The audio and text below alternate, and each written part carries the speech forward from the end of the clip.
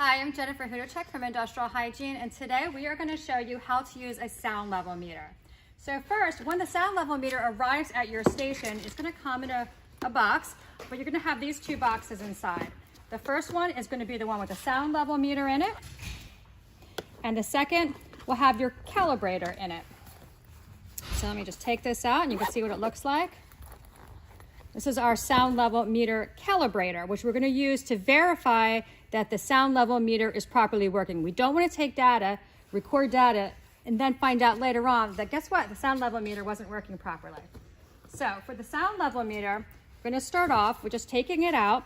We're going to flip the back and then open this little case and make sure the battery is in there. And if it's not, you can attach it. It's one of these old-fashioned 9-volt guys with the one of these flat ends, so you have to snap it on, push it back in, and put the battery cover over it, if you can.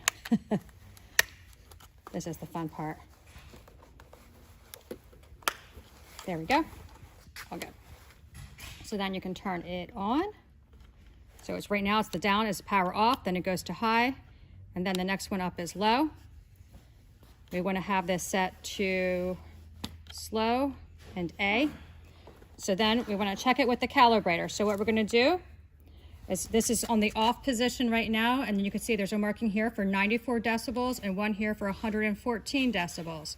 So if we switch this over to the 94, you see the light comes on, and there's actually a little bit of sound, but it's hard to hear it coming out of this end because it's within the inside the instrument. So you just want to put this on the end like so. Turn this to high. Let this jump around.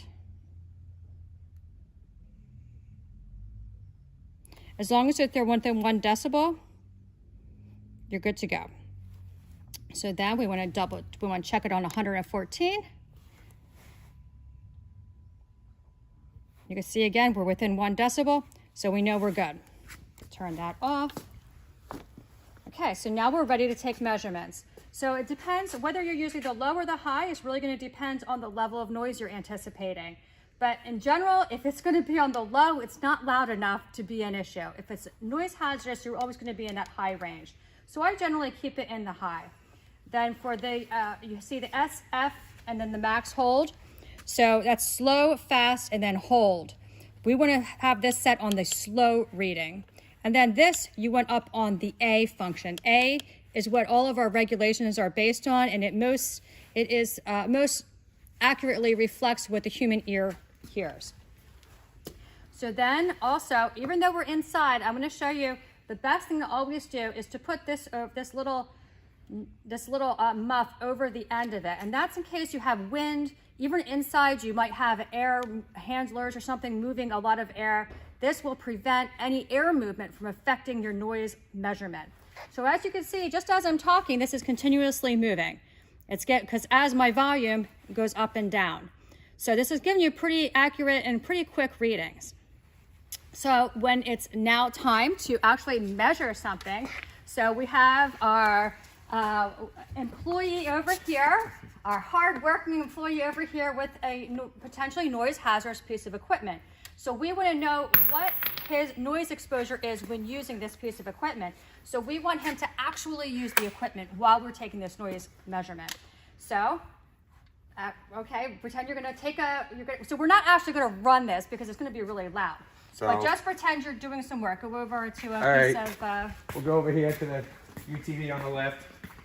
So what I'm going to do is I'm going to hold this at his ear so that I know, but not having his body blocking it, so that I can see exactly what that measurement is. You can go ahead and do it for a sec. Okay, so you can see there, it went all the way up to 91. So that's what we want to get the measurement of. We want to know what that actual noise level is that he is going to be exposed to when he uses this.